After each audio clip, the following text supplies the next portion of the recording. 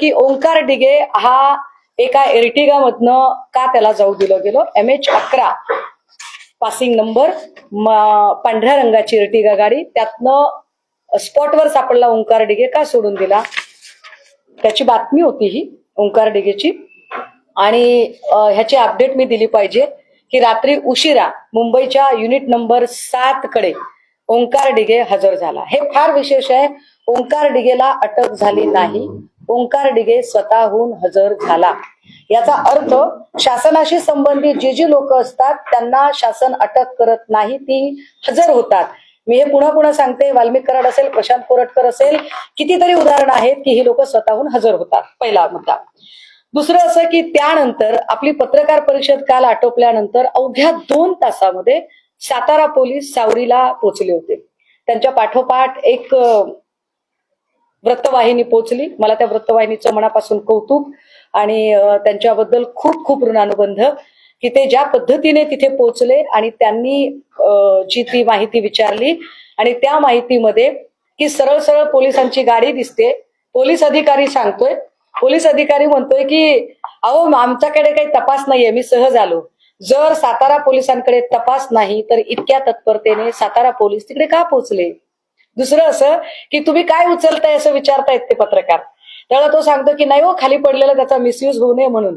अहो उघडा उघडा, दाखवा दाखवा आम्हाला काय आहे ते. माझ्याकडे व्हिडिओ आहे, तो मी व्हिडिओ इथे प्ले करू शकते. तो मी ट्विट केलाय, आपल्याला माझ्या ट्विटर हँडलवर तो व्हिडिओ मिळेल.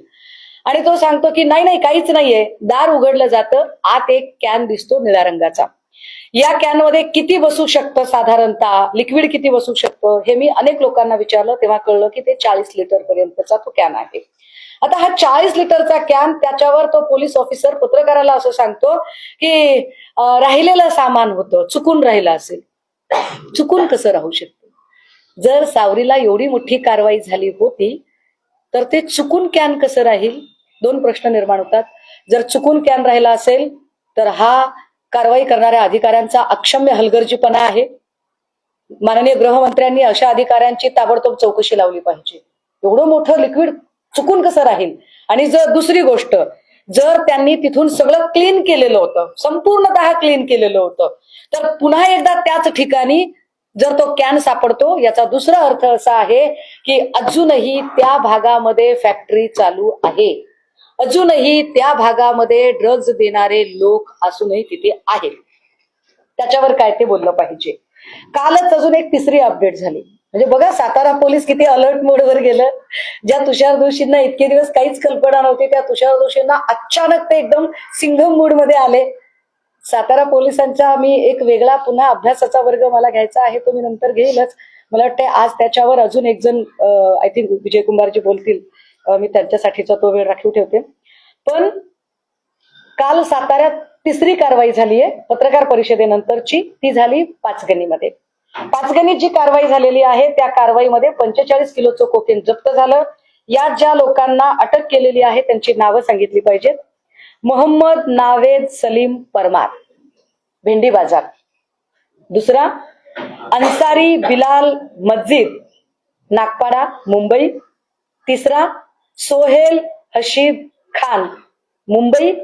चौथा मोहम्मद ओयस रिजवान, भिवंडी. बघा हा, हिंदुत्व खतरे में है, हिंदू खतरे में है. आणि आम्ही हिंदुत्वासाठी गेलोय असं म्हणणाऱ्या पालकमंत्री शंभूराज देसाईच्या साताऱ्यामध्ये पाचगणीमध्ये सापडलेल्या आरोपींची नावं वाचते मी. Ansari Bilal Masjid, Nagpada, Mumbai. Wasil Hamid Khan, Nagpada, Mumbai. Mohammed Sahil Ansari, Mumbai Central. Zeeshan Irfan Shaikh, Byculla, Mumbai. Mohammed Ubaid Siddiqui, Bhendi Bazaar. Ali Asgar Sadiq Rajkotwala, Nagpada, Mumbai. Shahid Mukhtar Shaikh, Grant Road, Mumbai. मला तुषार दोषी आणि शंभूराज देसाई दोघांना प्रश्न विचारायचे आहेत. आता काय करत होतात तुम्ही? मुंबईच्या लोकांनी कारवाई केली तरी तुम्ही हल्ला नाही, ढिम्म होतात. काल पत्रकार परिषद घेतल्यानंतर जर तुम्हाला हे सगळं सुचलं असेल तर याच्या आधी या लोकांनी किती हैदोस घातला असेल. पाचगणी हे पर्यटनाचं ठिकाण आहे. महाराष्ट्रातलं सगळ्यात महत्वाचं, ज्याला मिनी स्वित्झर्लंड म्हटलं जातं, हा मिनी स्वित्झर्लंड जिथे अनेक ठिकाणाहून पर्यटक येतात, अशा ठिकाणी जर ड्रगचा आणि कोकेनचा विळखा असेल आणि याची कल्पना जर पालकमंत्र्याला नसेल तर त्याला पालकमंत्री म्हणून घ्यायचा अधिकार आहे का? पालकमंत्र्याला कळलं पाहिजे की राज्यातले अत्यंत महत्वाचं पर्यटन स्थळ माझ्या जिल्ह्यामध्ये येतं आणि मी त्या पर्यटन स्थळाची सुरक्षा बघितली पाहिजे. ज्या अर्थी कोकी इतकं सगळं होतंय, चला कोणी बॉम्ब ब्लास्ट करून गेलं तर कळायचं नाही यांना. करतात काय पालकमंत्री? त्याच्यानंतर जे काही काय म्हटले, प्रकाश शिंदे म्हणाले. प्रकाश शिंदे काल माध्यमांशी बोलत होते. खरं तर यांच्या आता सातबारा वगैरे बदलण्याच्या हालचाली चालू झाल्या. बघा प्रवास कुठून कुठपर्यंत सुरू झालाय. बावनकुळेंच्या पोराचा असाच प्रवास होता की ती गाडी त्याची नाही, मग गाडी मित्राची पण तो बसलेला नाही, मग तो मागच्या सीटवर आला, मागच्या सीटून पुढच्या सीटवर आला. हीच गोष्ट आता इथे होते. आधी प्रकाश शिंदे, तो प्रकाश शिंदे नाही, मग प्रकाश शिंदे हो तोच आहे, मग तोच प्रकाश शिंदे आहे पण ती माझी जागा मी दुसऱ्याला तिथे हॉटेलच नाही किंवा माझी जागा मी दुसऱ्याला दिली. माध्यमांनी जरा कॅमेरे झूम करावेत कारण मला हे लाईव्ह दाखवायचं आहे. मला माध्यमांना हे आपण ना याच्यामध्ये बघा, आपण गुगलमध्ये जातो. गुगलमध्ये गेल्यानंतर आपण हॉटेल तेज यश, काय म्हणाले प्रकाश शिंदे की हे हॉटेल नाहीये. पहिली गोष्ट हे हॉटेल नाहीये. दुसरं काय म्हणतात की हे माझं नाहीये. अरे मीही म्हटलं की ते चालवायला मी काल म्हटलं की चालवायला तुम्ही रणजित शिंदेला दिलं. रणजित शिंदे म्हटलाय बाबा मला अडकू नका, माझा संबंध नाहीये. बघा आता तू मैं काय सुरू झाली ती. आता हॉटेल तेज यश का खोटं बोलले प्रकाश शिंदे? खोटं का बोलले ते की माझं हॉटेल नाहीये? मी जरा दाखवते, आपल्याला लाईव्ह दाखवते. हे हॉटेल तेज यश आहे. आपण गुगलला सर्च केलं, इथे हॉटेल तेज यश आलं. जर ही कमर्शियल प्रॉपर्टी नसेल तर याला रेटिंग कसं येईल? याला रेटिंग आहे 4.8 चा रेटिंग आहे याला. ओके, इकडे डायरेक्शन आहे, व्हॉट्सअप आहे, म्हणजे बुकिंग, ऑनलाईन बुकिंग घेता येते. ठीक आहे, शेअर आहे, वेबसाईट आहे, त्याचा मॅप दाखवलेला आहे रिसॉर्टचा. ठीक आहे, आता हे विशेष आहे, याला आपण क्लिक करून बघूया. व्हॉट्सअपला आपण क्लिक केलं. आता ऑनलाईन बुकिंग वर गेलो. मी जरा टॉपला क्लिक करते. दादा कॅमेरे झूम करा. नाव काय आलं बघा दादा, कॅमेरे झूम करा. प्रकाश शिंदे असं नाव येते याच्यावर. Prakash Shinde, steel Prakash Shinde is owner of that property. Steel Prakash Shinde अजूनही प्रकाश शिंदेच हॉटेल चालवतात कारण प्रकाश शिंदेचा फोन नंबर आला, प्रकाश शिंदेचं नाव आलं, डायरेक्ट ऑनलाईन बुकिंग वर आलं. आता मी याचा डीपी क्लिक करते. हा डीपी मी क्लिक केला. काय आलं याच्यात? हे हॉटेल तेज यश, त्यांच्या 2 मुलांची नावं. आताही प्रकाश शिंदेना खोटं बोलायचंय. तुम्ही हे डिलीट करू शकता, त्यामुळे मी याची स्क्रीन रेकॉर्डिंग करून ठेवली आहे. कारण तुम्ही हुशार लोक आहात. माझे भाऊ म्हणजे हुशार असतात, काही प्रश्नच नाही. त्यामुळे हुशार भावांची हुशार बहीण, मी याचं स्क्रीन रेकॉर्डिंग केलंय. त्यामुळे आता तुम्हाला हे बदलता येणार नाही. आणि इथलं प्रकाश शिंदे, याच्यातला फोन नंबर कुणाला हवा असेल बघा. काय फोन नंबर आहे?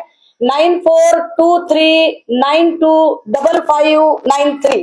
रिपीट करू? डबल एकदा रिपीट करते कारण तुम्ही माझ्या प्रामाणिकपणावर शंका घ्यायची नाही. 9423925593. मी लॉजिकल बोलतेय, मी प्रामाणिकपणे बोलतेय, मी एका पुराव्यासाठी मेहनत घेते. पुन्हा एकदा सांगते की महाराष्ट्रातल्या 14 कोटी जनतेच्या भविष्याचा विषय आहे. आमची महाराष्ट्रातली पोरं तुम्ही देशोधडीला लावणार आहात का?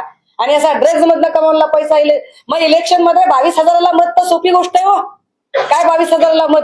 25,000ला पण मत घेऊ शकतात. आता काही प्रश्न शंभूराज देसाईंच्यासाठी. काल शंभूराज देसाई फार मोठं बोलायला लागले होते. शंभूराज देसाई असं म्हणाले, एक तर प्रकाश शिंदेनी या सगळ्यांची उत्तरं दिली पाहिजेत आणि प्रकाश शिंदेनी सांगितलं पाहिजे की रणजित शिंदे फरार का झाला. रणजित शिंदेचा जर संबंध नाही तर रणजित शिंदे पोलिसांना कॉपरेट का केलं नाही. ओंकार डिगेला आज हजर राहावं लागते, त्या दिवशी ताब्यात का घेतलं नाही. जो पोलीस तिकडे लाईटचा एक आकडा वापरला गेला, जो आकडा इलिगल पद्धतीने वापरला होता. काल एका वर्तमानपत्राने, अत्यंत महत्वाच्या वर्तमानपत्राने सांगितलं की याचा संबंध आंतरराष्ट्रीय तस्कर टोळीशी आहे. मग आंतरराष्ट्रीय तस्कर टोळी म्हणजे मागच्या वर्षी ललित पाटीलचा जो विषय झाला होता आणि तेव्हाही मी हाच प्रश्न शंभूराज देसाईला विचारला होता की शंभूराज देसाई, तुम्ही पालकमंत्री असताना आणि एक्साईज खातं तुमच्याकडे असताना, ठीक आहे एक्साईजच्या अंतर्गत ड्रग्ज येत नाही पण एक्साईजच्या अंतर्गत बार येतात, पण बार मध्ये ड्रग्ज कुठून येतो हे तुम्हाला कसं कळत नाही. आता पुन्हा मी प्रश्न विचारते की शंभूराज देसाई असं म्हणतायत की नाही त्यांच्यावर मी पाटण कोर्टात केस टाकली आहे. तुमच्या केसला मी घाबरत नाही, त्याला लिगल उत्तरं देईन मी. पण तुमच्या केसमध्ये मी कुठेही जामीन मागितला नाही, मी कुठेही माफी मागितलेली नाही, हे ऑन कॅमेरा सांगितलं पाहिजे. आणि मागणार नाही आयुष्यात. माझ्या पाठीला कणा आहे, रबर नाही. माझे इमान जिवंत आहे, माझे इमान तुमच्यासारखं मेलेलं नाहीये. ज्युडिशियल काय काय झालं त्याच्या सगळ्या प्रोसेस मी सांगू शकते, पण मॅटर ज्युडिशियल आहे. तुम्हाला जरी लिगलचा रिस्पेक्ट नसला तरी तो माझ्याकडे आहे, त्यामुळे मी त्यावर इथे वाच्यता करणार नाही. पण तुम्ही काल इतकं मोठं मोठं बोलत होता, तर पालकमंत्री म्हणून तुम्हाला काय ढेकळं कळलं? काय ढेकळं माहितीये तुम्हाला? तुमच्या पालकमंत्रीच्या म्हणून असणाऱ्या तुमच्या टेरिटरीमध्ये दोन महत्वाच्या गोष्टी आहेत. एक मिनी स्वित्झर्लंड असलेलं पर्यटन स्थळ महाबळेश्वर पाचगणी, आणि दुसरं 105 TMC पाणी क्षमता असणारं कोयना धरण. ज्या कोयना धरणाच्या परिक्षेत्रामध्ये 75 मीटरच्या एरियस मध्ये कुठलीही कमर्शियल किंवा रेसिडेन्शियल प्रॉपर्टी बांधता येत नाही, तरी सुद्धा 5 मीटरच्या आत ही प्रॉपर्टी कशी बांधली गेली? तुम्ही लोकांच्या जीवाशी खेळता? तुम्हाला ऑब्जेक्शन नाही घेता आलं? तुमच्या इंजिनियर्सनी तुम्हाला सांगितलं नाही? नसेल सांगितलं तर मी सांगते, चला असं गृहीत धरते की सांगितलं नाही लोकांनी. ताकद आहे तुमची पालकमंत्री म्हणून त्या सगळ्या इंजिनियर्सना आत्ताच्या आत्ता डिसमिस करायची? हिंमत आहे तुमच्यामध्ये पालकमंत्री म्हणून या सगळ्या गोष्टींवर कारवाई करायची की कोणी कोणी कसल्या कसल्या परमिशन दिल्या आहेत त्या सगळ्यांमध्ये, की 75 मीटरच्या एरियामध्ये बांधकाम करता येत नसताना हे जे काही केलं त्याच्यावर तुम्ही काय करणार आहात ते त्याच्यावर उत्तर द्या. तुमच्या जिल्ह्यामध्ये एवढी मोठी ड्रगची फॅक्टरी चालत होती, त्याच्यावर मुंबईचे लोक कारवाई करायला आले, पण साताऱ्यातले तुषार दोषी कारवाई करत नाहीत. यावर तुम्ही काल तुषार दोषींना काही बोललात का? तुषार दोषींशी तुम्ही काही चर्चा केली का? तुषार दोषीने तुम्हाला काही उत्तरं दिली का? यावर जाहीर येऊन बोला. तुम्ही बोलायची गरज आहे, कारण तुम्ही पालकमंत्री आहात. तिसरी गोष्ट, 1 मिनिटासाठी असं गृहीत धरू, कारण मी चांगला माणूस आहे, मी पुन्हा पुन्हा म्हणते, मला तुमच्या पॉलिटिकल स्कोअर सेटल करण्यात काहीच इंटरेस्ट नाही. मी समग्र महाराष्ट्राचा, ज्या महाराष्ट्रामध्ये भाजपचे नेते कार्यकर्त्यांची लेकरं राहतात त्यांच्या सुद्धा भविष्याचा विचार करते, आणि तो विचार करून सांगते की चला 1 मिनिटासाठी असं गृहीत धरू की तुम्हाला ड्रग्ज फॅक्टरी माहित नव्हती. शंभूराज देसाई, विचार करा, समजा तिथे जर एखादी स्फोटके बनवण्याचा फॅक्टरी चालू असती, बॉम्ब बिम बनवण्याची काही चालू असतं, तर तुमचा नेता तिकडे राहतोय, तुमच्या नेत्याच्या जीवाला धोका झाला असता. ज्या नेत्यानं तुम्हाला गुवाहाटीला नेऊन मंत्री केले त्या नेत्याच्या सुरक्षिततेसाठी तरी तुम्ही त्या कोयनाच्या तिथे काय चाललंय त्याकडे लक्ष द्यायला पाहिजे होतं. ते लक्ष दिलंय का ते बघा. अचानक तुमचा अधिकारी तिकडे काल का गेला? तो अधिकारी सांगतोय की मी नव्हतो, माझा या तपासाशी संबंध नाही. ज्याचा तपासाशी संबंध नाही तो पत्रकार परिषदेनंतर अवघ्या 2 तासात तिकडे का पोहोचला? याच्यावर तुमच्याकडे काय उत्तर आहे पालकमंत्री म्हणून? तुम्ही बाकीच्या गोष्टी तुमच्यासाठी, संजय राऊत साहेब, फार पुढची गोष्ट आहे. तुम्ही आधी माझ्याशीच निपटा, आणि मी अत्यंत तार्किक विचारलेल्या प्रश्नांची तुम्ही मला उत्तर द्या. आणि मी पुन्हा एकदा पुनरुच्चार करते की होय, मी या राज्याचे उपमुख्यमंत्री सन्माननीय एकनाथ शिंदे यांच्या राजीनाम्याचा पुनरुच्चार करते. त्यांची माझी दुश्मनी नाही. एकनाथ शिंदेंनी माझा बांध कोरलेला नाही, त्यांनी माझ्या केळी नारळीच्या बागा तोडलेल्या नाहीत. एकनाथ शिंदेच्या बद्दल मला सहानुभूती आहे, परंतु माझा सरळ साधा मुद्दा आहे की जर एखाद्या ठिकाणी मंत्रिपदाच्या प्रिव्हिलेजमुळे एखादी व्यक्ती वाचत असेल तर त्यांचे राजीनामे झाले पाहिजेत, असंच आपण म्हणत आलो ना. महाविकास आघाडीच्या लोकांनी हसत हसत राजीनामे दिले. विलासरावजींनी बॉम्बस्फोटानंतर दिला होता, RR पाटील साहेबांनी एका छोट्या स्टेटमेंट नंतर दिलेला होता, अनिल देशमुख साहेबांनी चौकशी चालू असताना दिला होता. त्याने काय फरक पडतोय? आता सुद्धा आपण वाल्मिक कराडच्या निमित्ताने धनंजय मुंडेंचा राजीनामा घेतला होता.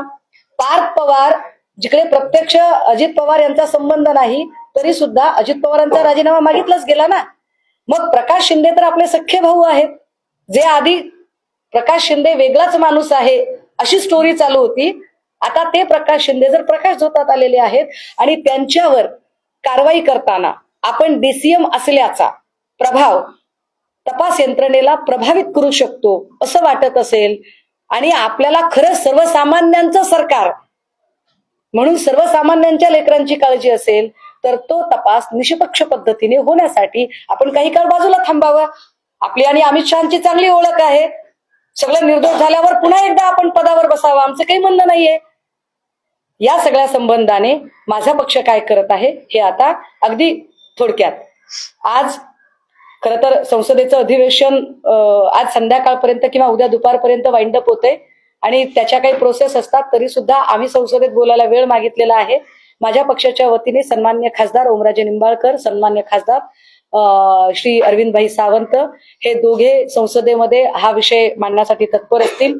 त्यांना वेळ किती मिळतोय हे फार महत्वाचं. त्यासोबतच दुसरी गोष्ट, माझ्या पक्षाचे खासदार हे केंद्रीय गृहमंत्र्यांना या संबंधाने भेटण्यासाठी वेळ मागितलेला आहे आणि ते त्यांना भेटतील. तिसरी गोष्ट, मी स्वतः राज्यामध्ये राज्यपालांना भेटून या सगळ्या गोष्टींना अवगत करून देणार आहे. माननीय मुख्यमंत्र्यांनी मला वेळ द्यावी. मी माननीय मुख्यमंत्र्यांकडे वेळ मागते. मला माननीय मुख्यमंत्र्यांकडे पुन्हा प्रश्न विचारायचा आहे की गृहमंत्री म्हणून खरंच तुमची इच्छाशक्ती आहे का? कारण तुमची इच्छाशक्ती जर असेल तर तुम्ही आत्मजी सावंत सारख्या पीआयला, जो बिचारा तिकडे धाड टाकायला गेला होता, तुम्ही त्याला सुद्धा सिक्युरिटी दिली पाहिजे. मला भीती वाटते की आत्मजी सावंतच्या सोबत काही घातपात होऊ नये. मला भीती वाटते ओंकार डिगेच्या सोबत काही घातपात होऊ नये. जरी ओंकार डिगे हा आरोपी असला तरी सुद्धा त्याच्याकडून खूप सारी माहिती मिळण्यासारखी आहे. त्यामुळे त्याच्या सुरक्षेची सुद्धा काळजी घेतली गेली पाहिजे. अगदी त्याच वेळेला राष्ट्रवादी काँग्रेस अजित पवार या पक्षाचा पदाधिकारी विशाल मोरे, ज्याच्यावर पुण्यात कारवाई केली आणि जो आता पोलिसांच्या ताब्यात आहे, त्याच्या सुद्धा सुरक्षेची काळजी घेतली गेली पाहिजे. विशाल मोरेने सेंटेड हुक्का बनवायला सांगितला होता अशी एक माहिती पुढे येते, पण त्याला हे माहित नव्हतं असं तो सांगतोय. पण ही सगळी माणसं, मुंबईहून माणसं पाचगणीमध्ये येऊन राहतात, ती कशासाठी? यावर एकदाही जर पर्यटन विभाग बघत नसेल तर हे गंभीर आहे आणि पर्यटन विभागाने हे लक्ष दिलं पाहिजे.